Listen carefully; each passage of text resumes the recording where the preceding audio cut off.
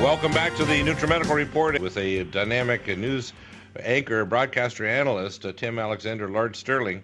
Tim, you made a very important and very, I call, humorous comment about one of your people that check your blog spot, which is Europe Business with one s.blogspot.com, and they asked for confirmation from NOAA, the National Oceanographic Administration. And tell us your comment, because I think this emailed me, and I post one of my email addresses on the site so people can email me. And he said, "Well, you're doing a good job with all this." But then he said, "Have you got confirmation from NOAA?" And this particular individual was in England, and I said, "With all due respect, if you want confirmation, look outside the window. Just look outside the window." That's pretty funny. England is absolutely covered in snow and ice. And it's just unheard of. And, of course, they had a riots in London today, but the people are bundled up like you've never seen people bundled up in London. The students were so mad it didn't stop them from rioting, but it is unbelievable weather in Europe. This is what you and I, and also Dr. Zakari, this is what we warned back last summer could be happening. And it's not good to always be right. In this, I'm not a bit pleased that we're right. It's nice to be right, but this is bad news.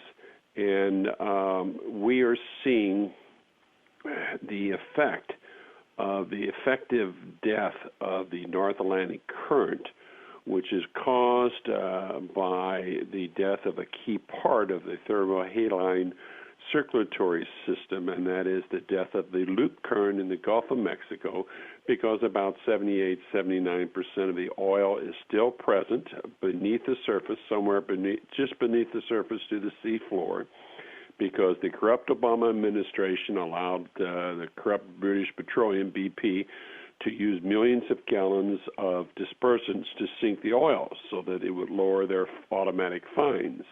Well, and they're still doing it, by the way. They're still using literally ROVs and putting correction at the source of the seeps at the bottom.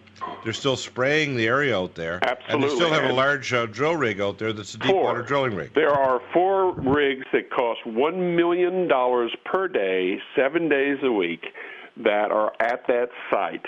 The reason is they continue to pump oil, or not oil, they continue to pump cement and mud to try to plug various holes. They have got the worst disaster in human history. The fools drilled into the side of a massive salt dome with the chance of getting incredible returns on their money in terms of oil. What they got was a absolute ecological disaster. They have been, they've spent billions, but basically they're off scot-free because the tiny amount of money they've spent compared to the damage, inadvertent and deliberate, that they've done and continue to do, there's no comparison. In fact, if we are going into a full ice age or even a mini ice age, and it appears we are, but of course, again, I always say time will tell. I don't have a crystal ball, but unfortunately time does seem to be telling that we are. If we are, it will make the current economic crisis in the world caused by the greed of the global banking families pale by comparison. First off, we won't be able to feed a big part of the people on this planet.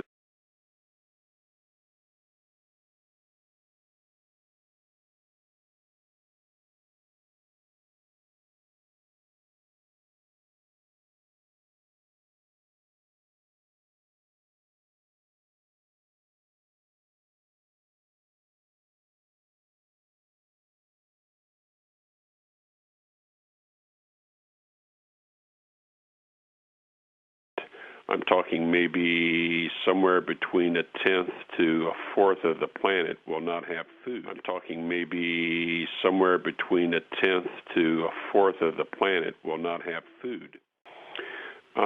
If you'll remember, just this summer, the greatest grain-growing region in Europe and one of the greatest on Earth, Russia and the Ukraine.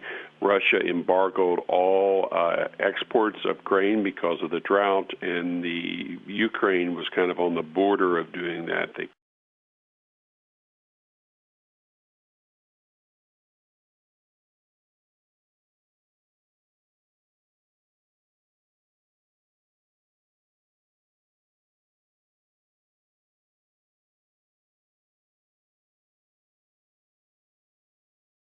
cut back and so forth. That was caused by the death of the loop current.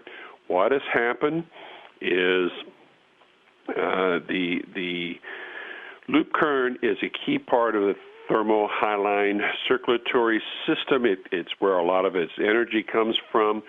The loop that it normally makes in the Gulf of Mexico is dead. It's gone. It's history. It has been since last summer.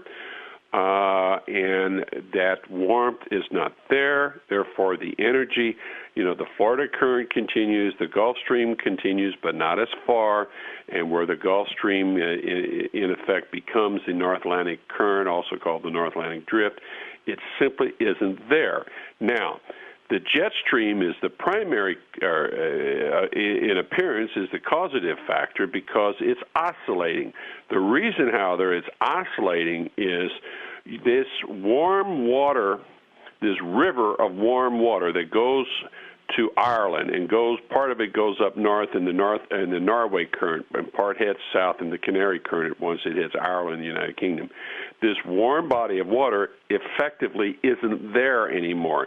And for 7 miles above the ocean, it affects the weather patterns. You have a cold North Atlantic Ocean and a river of warm water, and I've seen pictures of the thermos clouds and all how it directly affects the atmosphere above it. That acts as a steering mechanism for the jet stream. That's not there. So what you've got right now are weird oscillations. You have the jet stream dipping down to Florida, coming back up, going back up to the Arctic, then dipping down into Spain. You have Cyprus is just now talking about, well, they think maybe winter's on its way. It's been warm there. Israel has been very warm and very dry. That's why they had their massive forest fire, especially in the Carmel Hills, which is now out pretty much. But because of the drought. Remember, you had drought in some places in Eurasia, particularly in Russia. Last summer, but we also had a lot of flooding in certain places in Europe and in certain places in Eurasia. In the Balkans, we have a great deal of flooding right now in Albania, Serbia, Macedonia, etc. This is all part of the same system. Now, what we in America are beginning to wake up to is cold, snowy weather, abnormally cold, snowy weather, and it looks like we may most of the country may have a white Christmas and a white New Year's and a white Valentine's Day, et cetera, et cetera. The real problem that we have to be very concerned about in Europe and in the United Kingdom is, they keep saying, okay, well, we're going to have more snow and more snow and more snow and more snow, and we think another couple of weeks. Well, that's as far out as their predictions are going. What if it doesn't stop until May? Right. What if we have a white July or a white June? What if we have a white out when they try to put the seeds in the ground and the ground is still frozen? Yeah, I know plenty of farmers, and it's the temperature of the ground is you may think, oh, well, now it's nice and warm, and my farmer friends will tell you, well, it depends on the temperature of the ground. The ground has to be 45 degrees for a seed to germinate. If it's not 45 degrees Fahrenheit, it will not germinate. That's right. And so you may have a very large part of the developed world will not be able to raise its normal food crops, and they may have to switch. Well, you don't do that overnight because, your implements may not be ready, the seeds may not be ready, and then how about the second growing season that happens from this? The snow may not disappear. Yeah. It may cover the fields. This is the 3-year cycle that you've spoken of a number of times, Dr. And the only place, by the way, where the crops are still bumper crops is America. The new currency of the world is not going to be oil. It will be food within a year.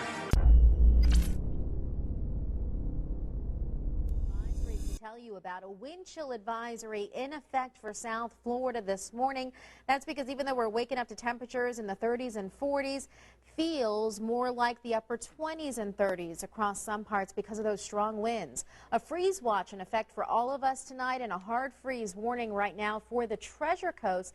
That begins tonight. Our cold front pushed through last night, but that cold Arctic air still working its way down the state. You'll know when it arrives. High temperatures today only expected in the mid to upper 50s. That means we're not expecting a big warm up today, but a huge cool down tonight with lows dropping into the 20s. And you factor in the winds, that wind chill will make it feel more like the teens tomorrow morning. And the chilly air sticking around for the next couple of days with a warm up by the weekend. That's your first alert weather on WPBF.com.